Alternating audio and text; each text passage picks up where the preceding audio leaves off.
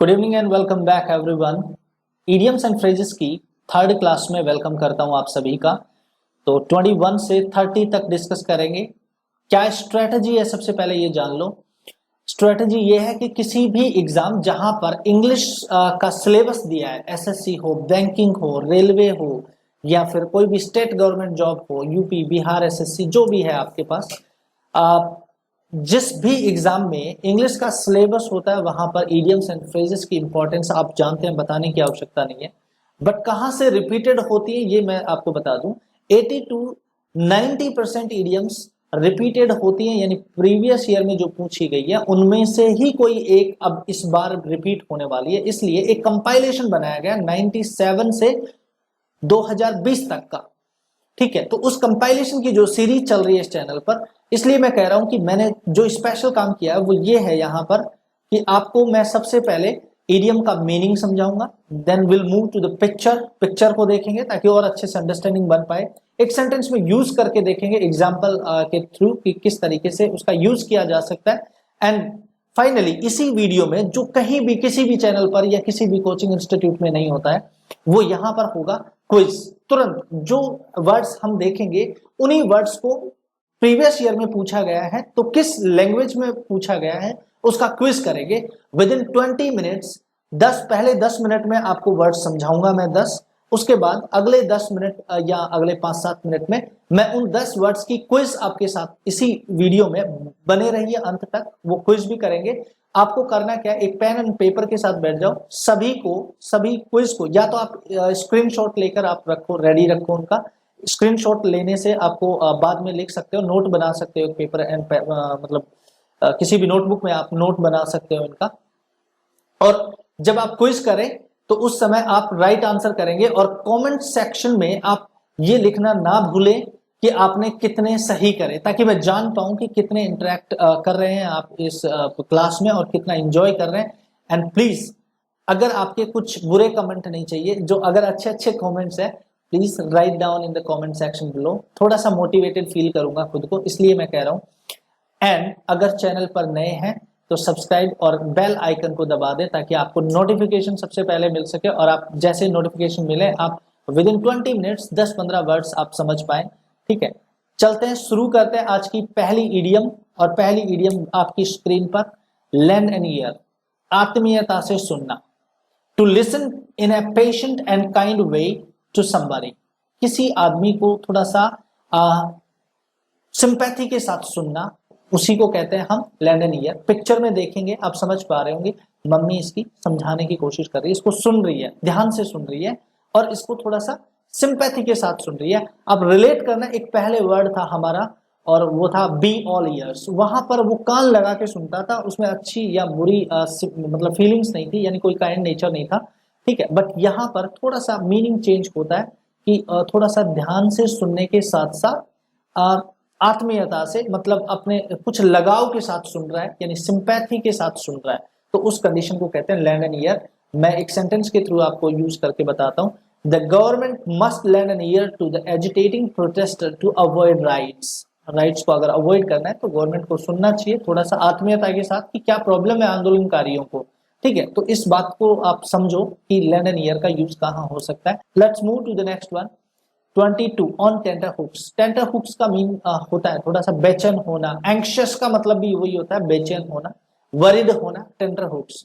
ठीक है, तो टेंटर हुक्स आप एक इमेज के थ्रू समझ सकते हैं। यूएसए और सऊदी में, अरब अमीरात में हमेशा टेंटर हुक्स चलता रहता है पेट्रोल वेट्रोल को लेके। पहले इराक के साथ हुआ था, कहीं और भी होता रहता है। तो यहाँ पर जब न्यूज़पेपर ऐसे लिख दे US Saudi relations on tenter hooks, आप समझ जाना दोनों के बीच में टेंशन है, तनाव है किसी प्रकार का। Now let's read out the sentence. He was still on tenterhooks waiting for his director's decision about the job. ठीक है, नेक्स्ट देखिए एक बार।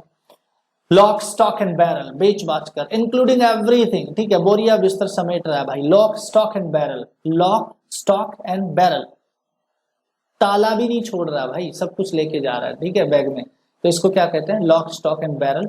He sold the business lock stock and barrel, उसने अपने बिजनेस को सब कुछ बोरिया बिस्तर समेट करके बेच दिया।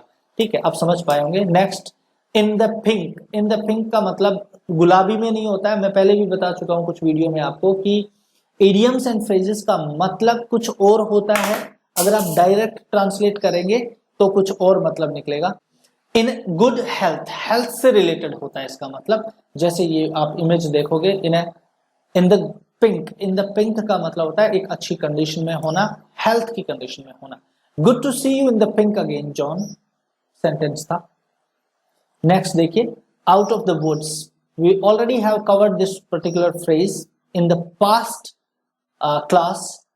देखिए, अगर पुरानी क्लासेस आपने नहीं देखी है तो आप पुरानी क्लासेस भी देखिए। चैनल की प्लेलिस्ट में आप इडियम्स एंड फ्रेजेस की क्लास जब देखेंगे तो आपको मिल जाएंगी वहां पे पार्ट 1, पार्ट 2 एंड ये पार्ट 3 है, समस्याओं से मुक्त, नो लॉन्गर इन ट्रबल। अभी कोई ट्रबल नहीं है, आउट ऑफ द वुड्स, जंगल के बाहर हो चुका है। जंगल में हो सकता था खतरे थे, अब नहीं है खतरे। मतलब आप समझना, इसका मीनिंग जो निकलेगा वो होगा नो लॉन्गर इन ट्रबल। अभी कोई समस्या नहीं है, जो प्रॉब्लम थी उससे वो बाहर आ चुका है। ठीक है, एक सेंटेंस के थ्रू समझ लो।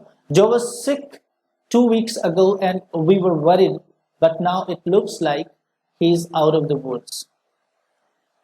Butterfly in the stomach, butterfly in the stomach मतलब आप ये मत कर देना कि पेट में तितली चल रही है। इसका मतलब होता है किसी कार्य को करने से पहले थोड़ा सा घबराना, हड़बड़ाना, या मतलब थोड़ा नर्वस फीलिंग टाइप। ठीक है, जब हम इंटरव्यू में जा रहे होते हैं ना कहीं, तो उस समय हमें थोड़ा सा नर्वस फीलिंग आती है कि क्या करेंगे क्या नहीं करेंगे। मैंने भी जब पहली क्लास रिकॉर्ड करी थी तो थोड़ा सा बटरफ्लाई थे स्टमक में। तो वही चीजें आपके साथ होंगी कि जब आप एग्जाम में जाते हैं तो कोई फियर होता है थोड़ा सा। उससे पहले कुछ भी काम, कोई भी बड़ा काम कर रहे हैं या थोड़ा कोई अच्छा काम करते हैं या कोई भी कैसा भी काम करते हैं, अगर उससे पहले थोड़ा सा नर्वस फीलिंग आ जाती है, आपको थोड़ा सा घबराहट होती है काम को करने से पहले, उसको कहते हैं butterfly in the stomach. To have a nervous feeling in your stomach before doing something, ये इसका इंग्लिश ट्रांसलेशन, मतलब इंग्लिश में आइडेंटिफिकेशन था। ये काम आएगी बहुत ज्यादा आपको, क्योंकि पेपर आपको इंग्लिश में ही मिलने वाला है। ठीक है, चलिए नेक्स्ट देखते हैं एक बार हम इसकी पिक्चर। ये देख सकते हैं इस लेडी के थोड़ा सा बटरफ्लाई है इन स्टमक, क्योंकि ये थोड़ा सा नर्वस फील कर रही है, कुछ करना चाह रही होगी, एग्जाम का डर लग रहा होगा शायद। I had butterflies in my stomach as I went to get my exam result, जब उसके एग्जाम के रिजल्ट आने वाले थे या वो एग्जाम के रिजल्ट लेने जा रही थी या गई थी, तब उसके भी पेट में क्या थे, बटरफ्लाई थे। मतलब थोड़ा सा नर्वस फीलिंग्स थी। 27 नंबर देखते हैं, lead someone by the nose, nose से लीड करना भाई, नकेल हाथ में रखना है। To make somebody do something you want, to control somebody completely, किसी को कंप्लीट कंट्रोल करना। ठीक है, एकदम डोमिनेट करना, शासन करना, रूल करना उस पर। इमेज देखो आप समझ पाएंगे, ये लेडी अपने हस्बैंड को एकदम डोमिनेट कर रही है। चलिए एक सेंटेंस देख लीजिए, I can't stand the way your mother leads you around by the nose like that and tells you what to do. देखिए यहां पर एक शब्द और जुड़ गया है, वो है अराउंड। तो जब आपके पास अराउंड जुड़ गया तो इसका मीनिंग चेंज नहीं हुआ, यहाँ पे अराउंड नहीं था। ठीक है, तो ये ध्यान रखना, अराउंड अगर हो तब भी मीनिंग सेम होगा। नकेल हाथ में रखकर रूल करना, मतलब इस तरीके से बहुत ज्यादा कंट्रोल करना, मतलब ये होगा। काउच पोटैटो, टीवी देखकर समय गंवाने वाला। ये जरूरी नहीं है टीवी देखकर गंवाने वाला ही हो, ये मोबाइल के साथ जो पूरे दिन लगा रहता है या लैपटॉप के साथ पूरे दिन लगा हुआ है, कंप्यूटर के साथ पूरे दिन लगा हुआ है ना, that is also called couch potato. But basically smartphones तो अभी आए हैं, बट इडियम्स बहुत ओल्ड हो चुकी है ये, इसलिए couch potato is specially used for a person who spends a lot of time sitting and watching television, जो बहुत ज्यादा टेलीविजन देखता है उसके लिए यूज होता है काउच पोटैटो। एक इमेज देखेंगे सब समझ आएगा, एक तरफ काउच पे पोटैटो, दूसरी तरफ पे उससे भी भारी पोटैटो है। ठीक है, तो ये दोनों पोटैटो में सिमिलैरिटी क्या है, दोनों काउच पे बैठे हैं और पूरे दिन, एक ये रिमोट दिख रहा होगा ना आपको, यहाँ पर ये रिमोट दिख रहा होगा ना, ये चैनल चेंज कर लेगा लेकिन खुद की जगह चेंज नहीं करेगा। ठीक है, तो इसी को बोलते हैं काउच पोटैटो। सेंटेंस में देखो एक बार, he turned into a real couch potato since he subscribed to the sports channel, जब से उसने स्पोर्ट्स चैनल को सब्सक्राइब किया है वो चेंज हो गया, एकदम काउच पोटैटो हो गया, बाहर निकलता ही नहीं है भाई टीवी से। पुल योर सेल्फ टुगेदर, अपने आप को संभालना इसका मतलब होता है to take control of your feelings and behave in a calm way. Pull yourself together, ये ऐसा होता है कि जैसे मान लो कुछ सडनली कुछ ऐसा हादसा हो जाए, है ना, या सडनली कोई बिजनेस लॉस हो जाए, तो उसके बाद में अपने आप को संभाल कर उठना जो होता है उसी को कहते हैं पुल योर सेल्फ टुगेदर। आप अपने किसी भी दोस्त को ये एडवाइस दे सकते हो जिसका मान लो थोड़ा सा, मान लो कोई फेल हो गया पिछले एग्जाम में, तो आप उसको ऐसे कह सकते हो कि just pull yourself together, you can do it once again, try it. ठीक है, इस तरीके से आप बोल सकते हैं, बोलचाल में बहुत ज्यादा यूज होता है pull yourself together. Just remember it, quiz में आने वाला है, ध्यान रखना उस समय गलत नहीं होना चाहिए। इमेज देख रहे हैं, ये लड़का इस लड़की को समझा रहा है you can do this, just pull yourself together, वो उसको थोड़ा सा हिम्मत दे रहा है। ठीक है, हिम्मत बांधना होता है इसका basically meaning.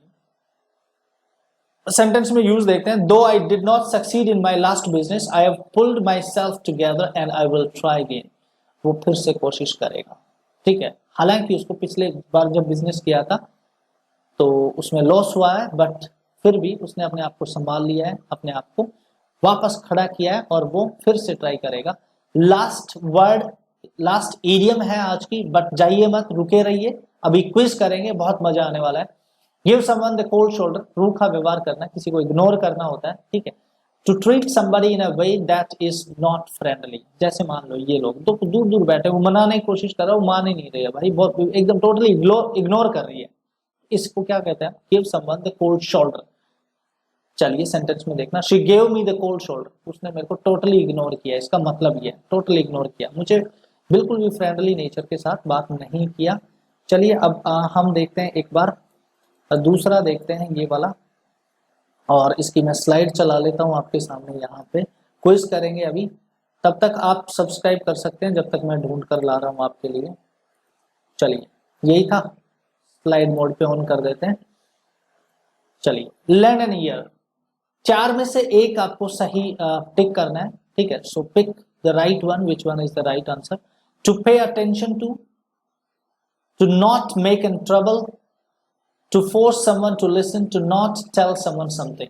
Land an ear का मतलब होगा, चलिए पहले आप आंसर करिए, मैं बताता हूं। Okay, so the first option, pay attention to listen in a patient and kind way to somebody होता है, जान गए होंगे आप। Next one, on tender hooks क्या है, unhappy, angry, anxious, happy. Answer change नहीं करोगे, पहले आप लिख लो कहीं पेपर पे, कहीं बाद में बोलो कि मेरे तो 10 के 10 सही थे।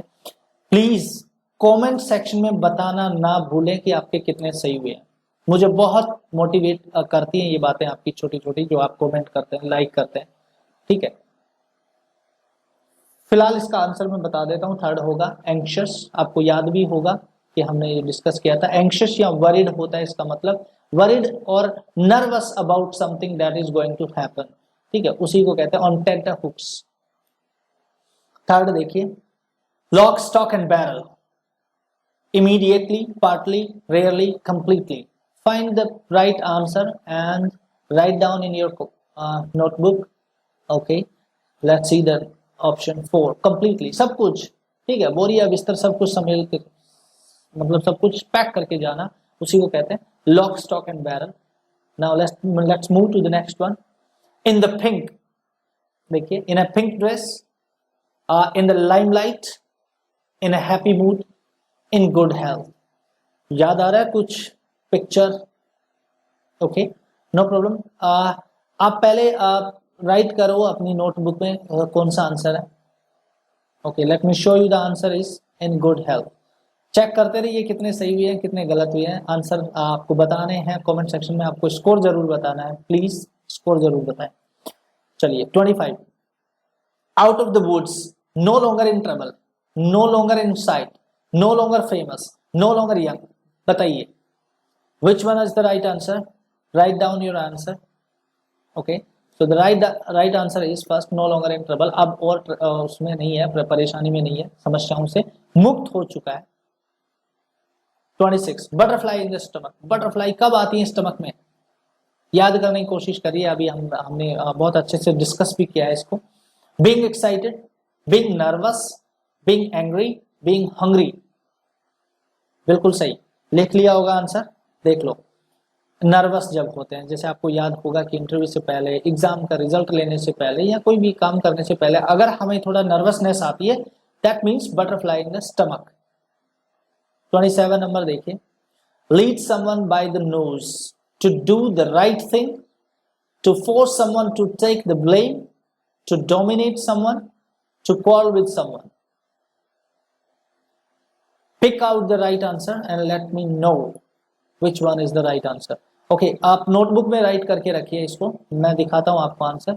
ये होता है टू डोमिनेट समवन, डोमिनेट करना मतलब एकदम उस पर शासन करना, ठीक है। चलिए नेक्स्ट 28 देखते हैं। काउच पोटैटो, इट्स फेवरेट, ठीक है, आपकी तो फेवरेट ही होगी अभी। A person who sleeps all day, a person who watches too much television, a person who remains relaxed and calm, a person who is simple in nature. Which one is the right answer? Just write in your notebook and say a person who watches too much television, उसको कहते हैं couch potato. आपको पता है ना, आलू वाली शक्ल वाला आदमी आलू के जस्ट बगल में बैठा था। Pull yourself together, go to sleep, calm down, try to understand, do a good job. Choose the right answer, write down in your copy.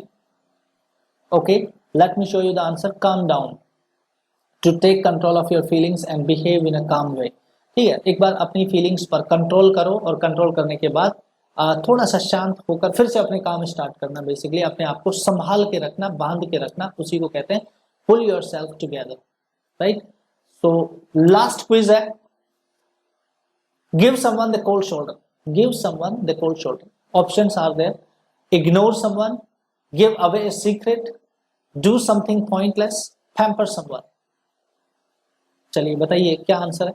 जब आपने देखा था, ओके, पहले आप आंसर राइट कर लो, मैं बताता हूँ आपको। इग्नोर समवन, ठीक है, इग्नोर करना, किसी को फ्रेंडली नेचर के साथ व्यवहार नहीं करना, मतलब एकदम रूखा रूखा सा व्यवहार करना, उसको कहते हैं हम to give someone the cold shoulder.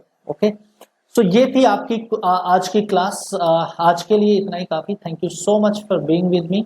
And channel पर अगर नए हैं तो फिर से मैं बोल रहा हूँ सब्सक्राइब करिए, और प्लीज अगर क्लासेस आपको पसंद आती हैं तो शेयर करिए सभी दोस्तों के साथ, थोड़ा सा मोटिवेशन और मिले तो काम करने का और मजा आएगा।